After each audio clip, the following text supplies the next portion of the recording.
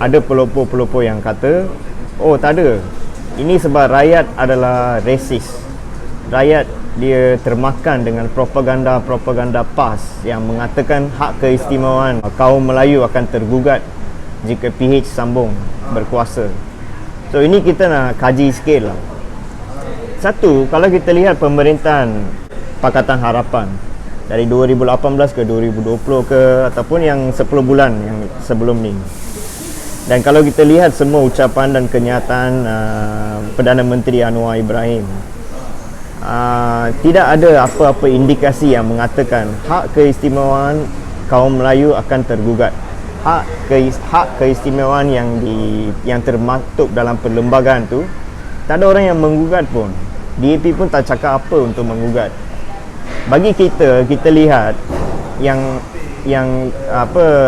hak keistimewaan ni bukan menjadi salah satu fokus utama lah bagi masyarakat Melayu. Yang lebih memberi kesan kepada mereka adalah tidak ada perindustrian di Kedah, di Terengganu, tidak ada peningkatan ekonomi, tidak ada peluang pekerjaan bagi anak muda. Anak muda di Kelantan, Terengganu semua kena datang KL. Dia tak ada kat sana, dia tak ada masa depan. Tak ada pembangunan, tak ada infrastruktur. Hasil banyak, hasil negeri Kelantan banyak. Dia dapat minyak, dia ada pelancongan, ada pulau-pulau yang cantik, kamu orang tahulah. Semua hasil tu kenapa tak dapat pada negeri? You see, kerajaan pusat ambil dan pengagihan tu sangat sedikit. Pengagihan juga termasuk dalam pengagihan pembangunan, semua sangat sedikit. So ini yang yang kita lihat memberi kesan yang paling besar bagi masyarakat Kelantan, Terengganu dan Kedah. Bukannya hak keistimewaan Melayu lah. Dan memang kalau kita lihat masyarakat Kelantan, Terengganu, Kedah ni memang dari turun-temurun mereka memang tak suka dengan kerajaan pusat. Yang kerajaan pusat ni memang tidak adil bagi mereka. So ini kita tak rasa ini adalah disebabkan oleh perkauman. Tetapi pada masa yang sama, masyarakat bukan Melayu memang mereka rasa takut dengan Perikatan Nasional. So kenapa masyarakat bukan Melayu takut dengan Perikatan Nasional? Disebabkan pemimpin Perikatan Nasional, terutamanya pemimpin PAS, dia memainkan banyak sentimen perkauman. Sebelum pilihan raya, kempen pilihan raya di media sosial, TikTok dan sebagainya, banyak main sentimen perkauman. Kenapa mereka main sentimen perkauman? Kita punya hujah sebab mereka tak ada isu lain yang mereka boleh mainkan. PAS dengan PPBN, Perikatan Nasional, mereka kurang kritik Pakatan Harapan dari segi polisi ekonomi.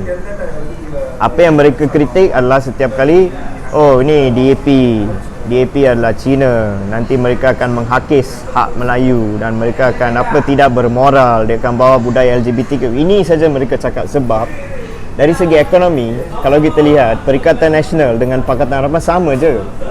Dua-dua bukannya mewakili kepentingan rakyat biasa. Dua-dua Perikatan Nasional dan Pakatan Harapan mewakili kepentingan kelas majikan, orang-orang yang kaya, orang-orang yang ada bisnes besar, koperasi besar. Semua polisi ekonomi mereka menolong orang kapitalis yang besar. Dia tak menolong masyarakat miskin. Dia bukannya menolong masyarakat kawasan pedalaman, petani, anak muda miskin yang sekarang sedang terlibat dalam kerja-kerja ekonomi gig yang tak ada masa depan. Dia tak mewakili kepentingan mereka. So ini sebab itu jarang kita lihat mereka serang satu sama lain menggunakan hujah ekonomi. Tak ada hujah ekonomi. Serang satu sama lain hanya menggunakan hujah-hujah yang di atas permukaan, hujah-hujah yang saya sebut tadi lah. Culture, budaya, mengkritik budaya, asyik mengkritik budaya. Oleh sebab tu masyarakat bukan Melayu, minoriti yang bilangan dia kurang, mereka rasa terancam. Sebab tu kita lihat hampir 90% daripada masyarakat bukan Melayu ni tidak mengundi kepada Perikatan Nasional, mereka mengundi Pakatan Harapan. Dan Pakatan Harapan sebenarnya mendapat kelebihan disebabkan itu. Masyarakat bukan Melayu pun tak puas dengan pemerintah Pakatan Harapan, tapi dia rasa dia tak ada pilihan. Kalau saya tak undi Pakatan Harapan, saya takut Perikatan Nasional akan ambil kuasa, hak saya akan terhakis. Jadi ini ketakutan. Dan ketakutan ini diwujudkan oleh pemimpin PAS. pemimpin PAS sendiri yang cakap bukan-bukan, dan juga pemimpin Pakatan Harapan juga. Ini juga kita kena ingat. Orang macam Lim Guan Eng, dia bagi ucapan, dia cakap, oh kalau PAS memerintah Pulau Pinang, nanti dia akan hancur semua kuil-kuil Buddha. Dia cakap macam tu. Itu satu kenyataan yang tidak berasas. Di Kelantan sendiri ada kuil-kuil Buddha yang tidak pernah dihancur. So benda-benda macam ni, retorik-retorik ini yang memainkan sentimen, di mana rakyat merasa takut untuk undi. So memang ada wujud polarisasi, perbezaan di antara kaum, tetapi bukannya masyarakat Melayu semua pergi undi Perikatan Nasional hanya semata-mata untuk mempertahankan hak mereka ke. Bukan seperti itu. Ramai masyarakat Melayu tak puas dengan Pakatan Harapan. Tapi adakah Perikatan Nasional adalah harapan? Itu pun tidak. So Perikatan Nasional pun janganlah syok sangat. Kamu orang fikir sekarang ramai orang sokong, tapi rakyat sokong kamu sebab tak ada pilihan.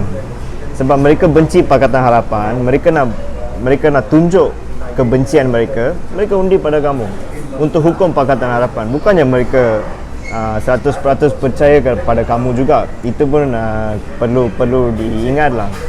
Faktor yang penting yang kita harus bincang sini, tak ada pilihan untuk rakyat. Kedua-dua pilihan yang ada, dua-dua menindas rakyat yang tak pernah lah sampai sekarang, tak pernah mengangkat kepentingan rakyat. Habis, rakyat ada pilihan apa?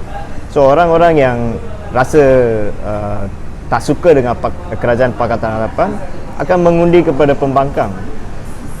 Orang-orang yang takut dengan pembangkang akan mengundi kepada Pakatan Harapan. Ini yang telah berlaku lah.